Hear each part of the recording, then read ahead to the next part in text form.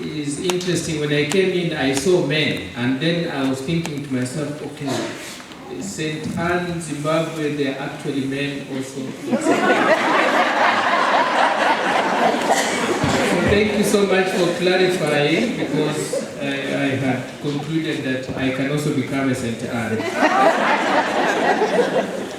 So, St. Anne and Joachim, that's where you say pray for us. St. Anne and Joachim, pray for us. Thank you so much. You need to start there so that we can be able to be together with them so that they accompany us. There's a lady who has been sending me the prayers, the novena prayers, so that I may prepare myself to reach this day almost, prepared, isn't it? Now they gave me a topic that is really interesting. Response to public provocation, especially by those who are supposed to protect us. And then they added a question there. Can you see that question? What will it take, isn't it? Now let's start from there and work our way backwards. I loved when Father Kwedho was presenting, and he said that the mission belongs to Christ, and it is to that mission that we are supposed to be faithful. But sometimes you guys will decide to be faithful to us, the priests, isn't it? Or like he said, you decide to be faithful to your leaders. Your leaders, these ones. They are your leaders. This one, they are not.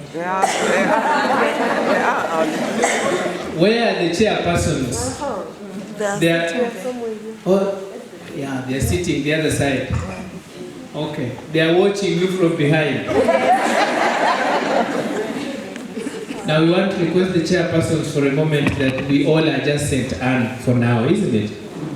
So what will it take? Let's start from there and work our way backwards. When we are in the mission of Christ, just the fact that we have chosen the mission of Christ, it will rub somebody the wrong way. And the somebody that it rubs the wrong way, most of the times is actually people that we stay with. You guys, maybe it can be your spouse, that it starts there, that he does not understand why you have to come all the way to Sizanani for 3 days. Who is cooking? So it is provoking him, and so he might provoke you, isn't it? What will it take? Sometimes just because we've taken the mission of Christ, and we have come and you have chosen to be a St. Anne and not a Sacred Heart, rubs your friend, a good friend of yours, the wrong way. Why is she not joining my solidarity? Why is she only joining the other one? What will it take? Sometimes what rubs you the wrong way or that is provocative in choosing the mission of Christ is that you go to Father and you tell Father that I really want to belong to St. Anne. I really want to be dedicated to God through St. Anne. Father, in his wisdom, is trying to advise you to say, you see the qualities I see in you, I think you can be a good member of the Immaculate Heart of Mary. What will it take? So who are these people that are supposed to protect us? I guess for you guys are the chairpersons, because they are sitting in the back, they are protecting you nicely. Who are these people that are supposed to protect us, that then can provoke us in public? And I think that is the word that makes the whole difference. Because if somebody provokes you in private, it's almost okay, because the embarrassment is lower, isn't it? So you don't feel the embarrassment. But if somebody comes and provokes you in public, then you start thinking of your image to protect, you start thinking of your dignity to protect, you start thinking about who does she think she is, or who does he think he is. You start thinking everything outside your Christian lines. Just because it's done in public. If it was done in private, it was going to be a little easier, because you can deal with it.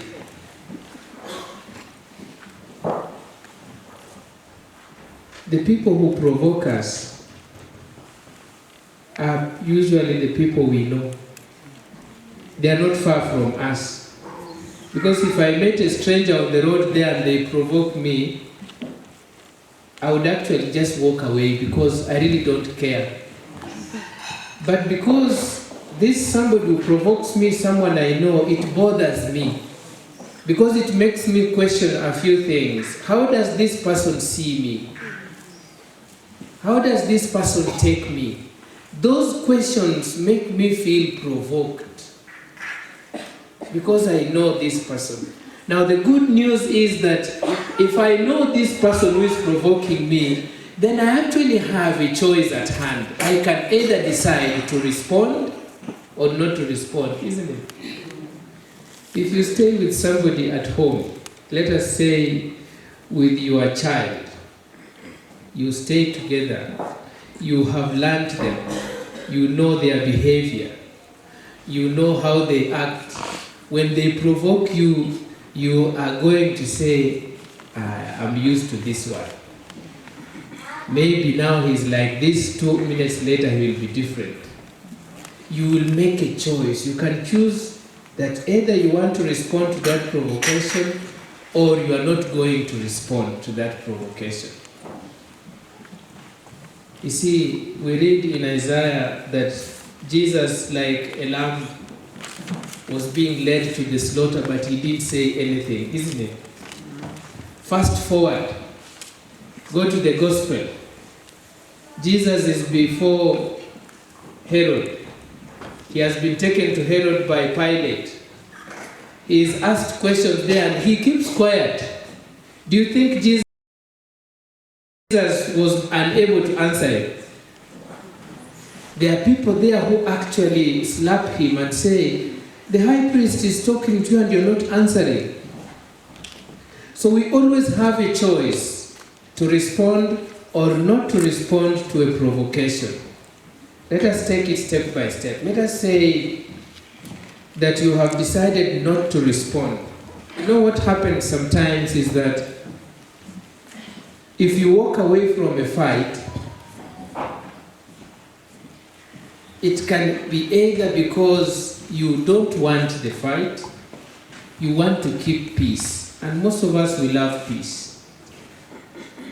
But actually, under that peace that you are keeping, it could be that you are being really disrespectful to that person.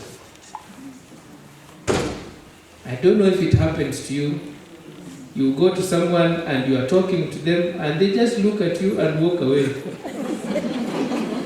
It feels good, isn't it?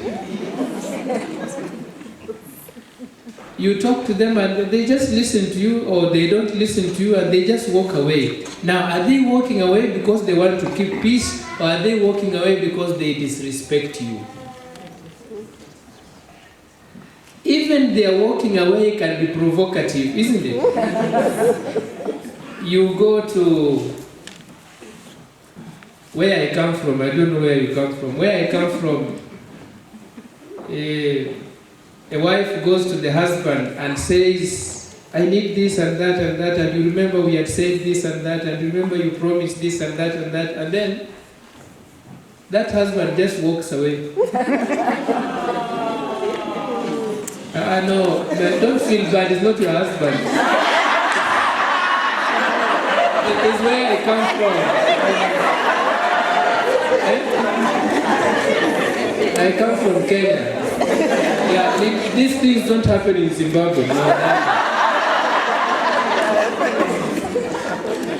I'm trying to get to a point where that which provokes us can even be a nothing, can even be a non-response, can even be something that has not been said. It provokes us. You've gone, you've expressed yourself, and it is not happening. And you see, I'm really trying to avoid our leaders because I don't want to live here and then you say, oh, Father came and he spoiled our relationship with our leaders. So I'm not going to talk about leaders. Your leaders are good, isn't it? Just say yes so that they feel good. Your leaders are good.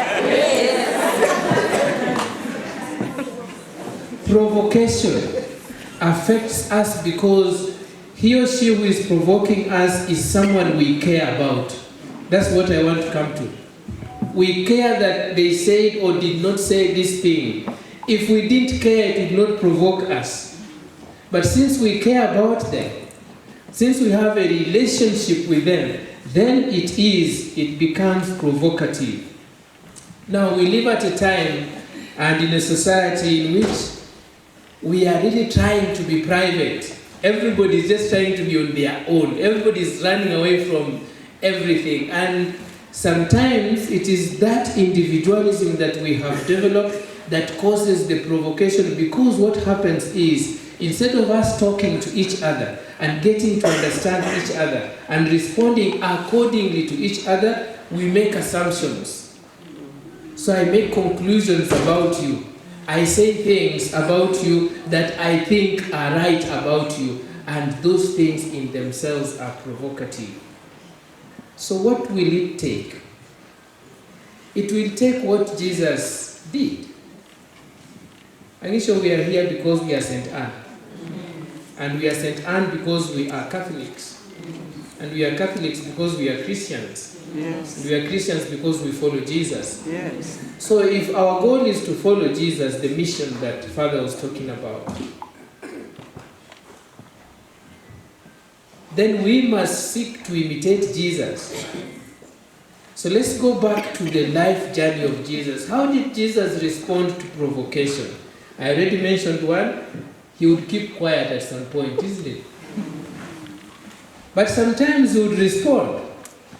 And I like the way Jesus would respond. There's one time, you will go and look for it in the Bible. There's one time where he goes and they're selling things in the temple, and he decides to chase them away. Now, how did he chase them away? Because for me, that's where what is important. He told them, please go out. How did he chase them? He used a shackle. Yes. You are dramatic. She's saying that Jesus kicked the table. Did you see Jesus?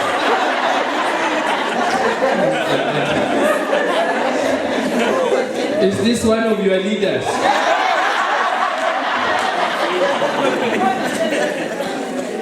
The incoming chairperson, your name is?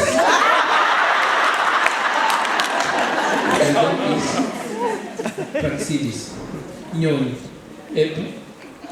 Nyon is not a bird. Don't elect this one, she'll fly away. Jesus responded sometimes to provocation, and Jesus did not mince his words, and sometimes that is the mistake that we do. We choose to create false peace. We come and see something not going right, something that is provocative to me because it doesn't sit well with my Christian faith or my values as a human person or my values according to my culture, but I keep quiet because I want to keep peace. And sometimes we, the Christians of 2023, that is the mistake we make. We think that by not correcting this person, we can be friends with them. Actually, you are not friends with them. Actually, you don't love them, you hate them. If you don't correct someone, you hate that person. But because we care, that should provoke you, and that is why Jesus acted the way he acted, chasing these people away from the temple, because he wanted to bring something to their mind that what they are doing is wrong. Now, Jesus does not stop at chasing them away. Jesus makes another step. And the step he makes is the teaching. Don't you know that my Father's house is supposed to be a house of prayer?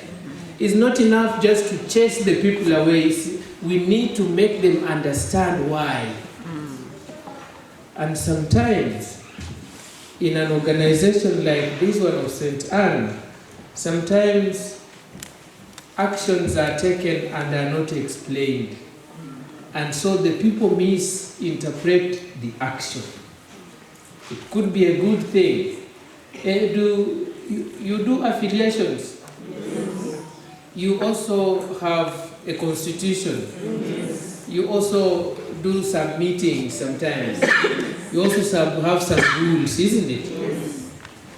You also expel some people.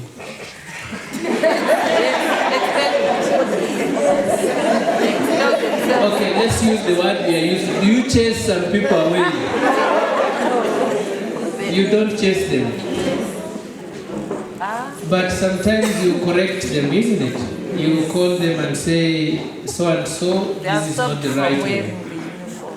That is? They have stopped from wearing the uniform. They stop you from wearing the uniform? Yes. Okay. Yeah, they have stopped, Father.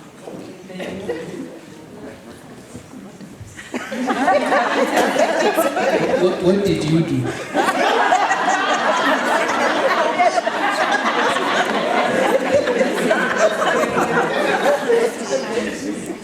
Oh, you are a visitor. Thank you so much. I was so worried. I was going to ask forgiveness for you so that they give you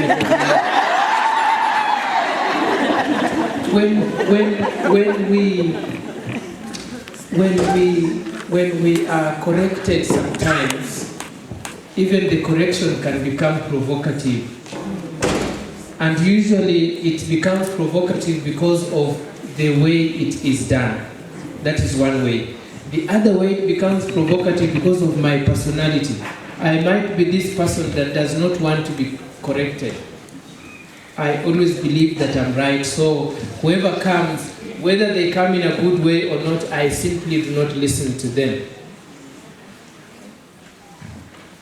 But the correction needs to be done in order for us to continue as a group, isn't it? A leader needs to always bring back order if there is no order. And sometimes we will not like it. But order must be restored. Order, when it is restored, just like Jesus goes into the temple and he chases these people away, it rubs us the wrong way, but we learn. So, what will it take? I want to connect this with correction because I think that is where we sometimes step on each other's toes. And I want to believe that it happens because we don't talk to each other enough. We don't communicate like we are supposed to communicate. We make assumptions about each other.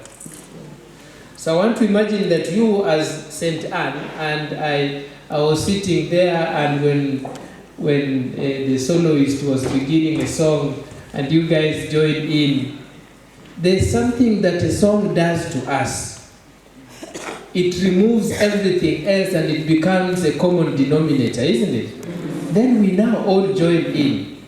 And you guys got moves.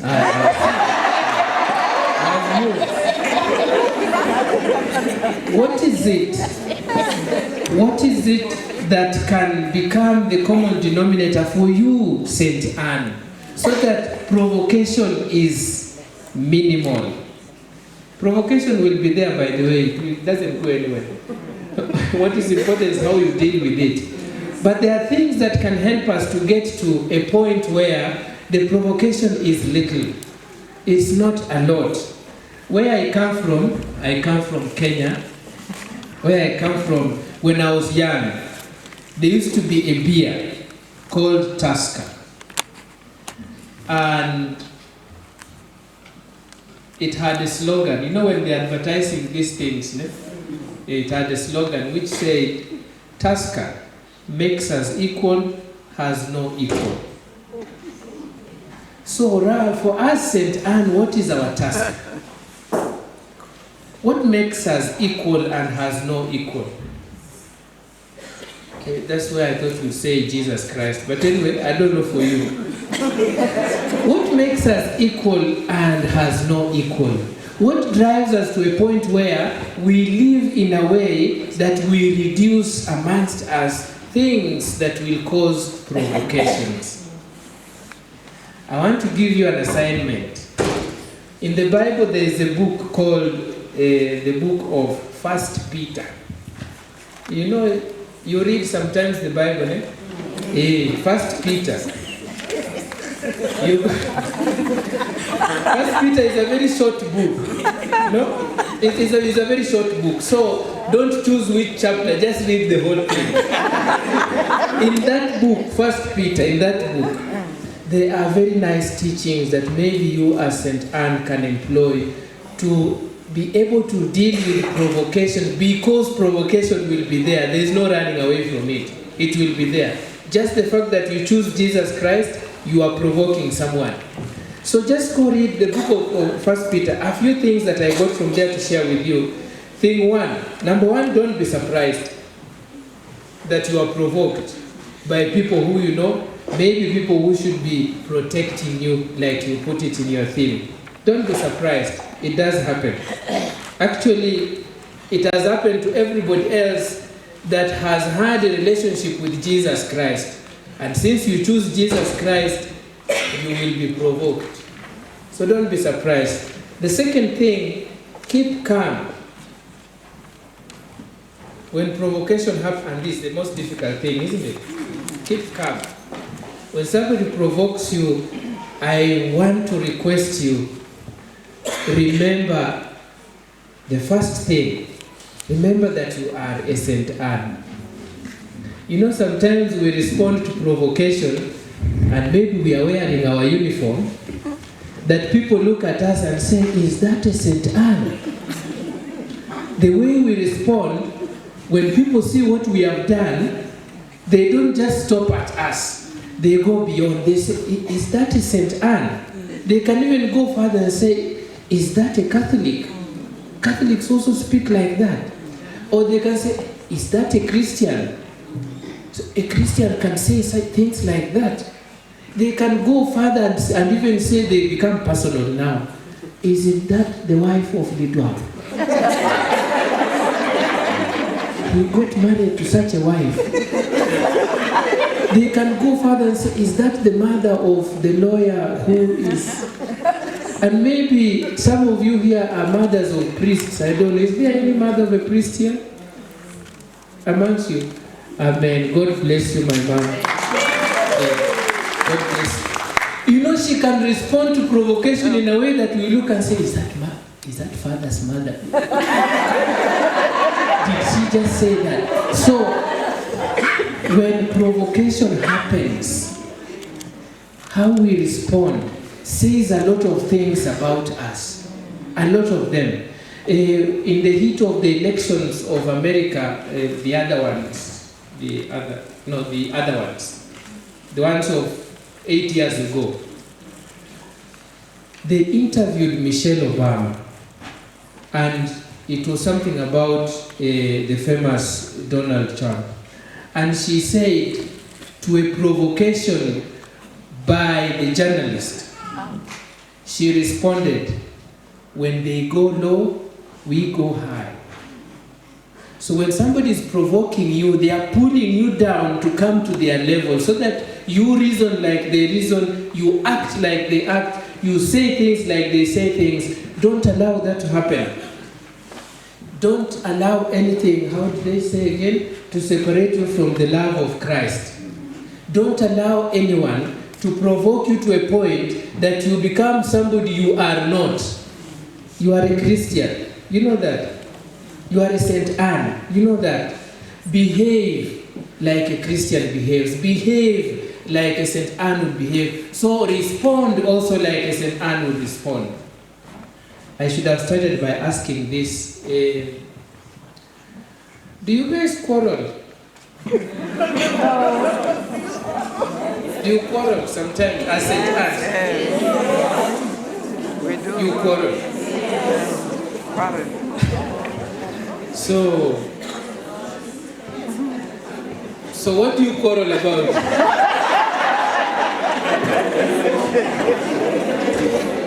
What do you quarrel about? Positions. Man, the way you are calm, I don't think you quarrel. One of them It's like when a leader says something on a group chat, no one says anything. You guys have group chats? Yes. Thank you so much for If no one responds, that can be provocative. And then you can actually respond in a way that you didn't want to as a leader. So that one is causes quarrels. The leaders are not hearing, don't worry. When you are quarreling, for me I want to remain at the quarreling part. When you are quarreling, do you remember that you are St. Anne? No. You remove the St. Anne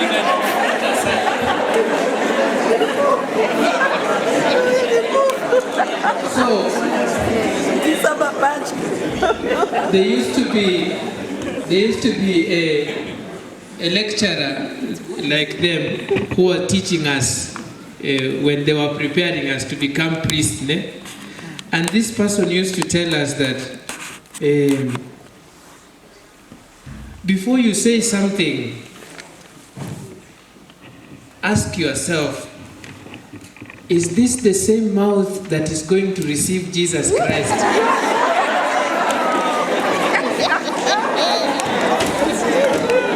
Because, is it the same mouth? Or before you go to receive Jesus Christ, you go and replace. When you are quarreling, are we still Christians at that point? Another thing the same lecturer used to say that I found very interesting, used to tell us that before you fight with someone, now like you guys said, and before you fight, you identify the person you want to fight with, isn't it? So like for example, I say, I want to fight with Father Mweti, isn't it? I come and tell him, Father Mweti, I want us to fight. In the name of the Father, and of the Son, and of the Holy Spirit. Then I tell him, now take position. So that the things that I'm going to tell him, or say to him, or shout at him, or they are things that I said after in the name of the Father, isn't it? Dear friends, when we are provoked, don't allow people to pull you down to their level. And I like the example that she's giving, when you post something on the group and they are not responding, you also find, I don't know your rules of your groups, find a group, there are those memes that are people dancing, put one, then they keep quiet. Go and look for another meme, put another one, until they respond to you. Sometimes the things that cause us to quarrel or to fight are things that we can very easily deal with. But because we live at a time that there's just so many things happening, sometimes we take the anger you had at work, you bring it to St. Anne. You take the disappointment you had at home, you bring it to St. Anne. You take, I don't know what happens, you bring it to St. Anne. And sometimes the people are not responding, not because they disrespect you, but because they don't know what to say. Or because they don't know how you will react to their response on that group.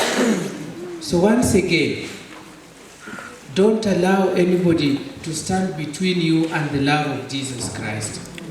The mission, like Father was telling us, is Jesus Christ, is not the other person. And if that person is not helping you to live the mission of Christ, then Jesus teaches us. Look for another member of St. Anne, so that together you go to this member of St. Anne and say, my sister, I think it is not going the right way.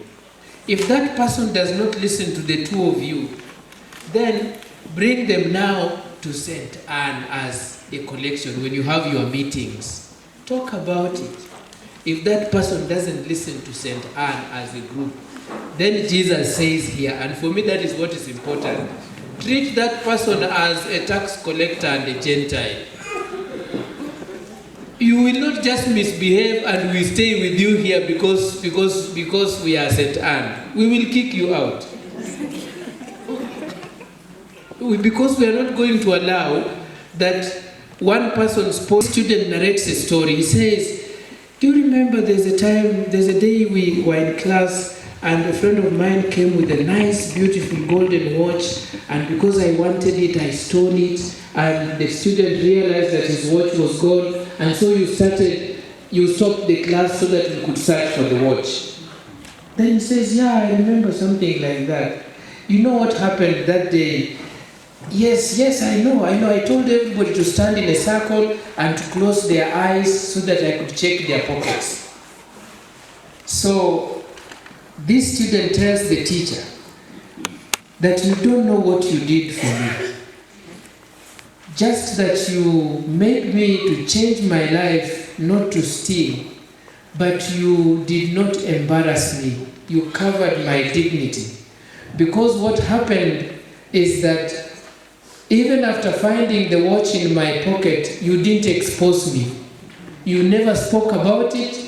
Up to today that I've found we are speaking about it for the first time.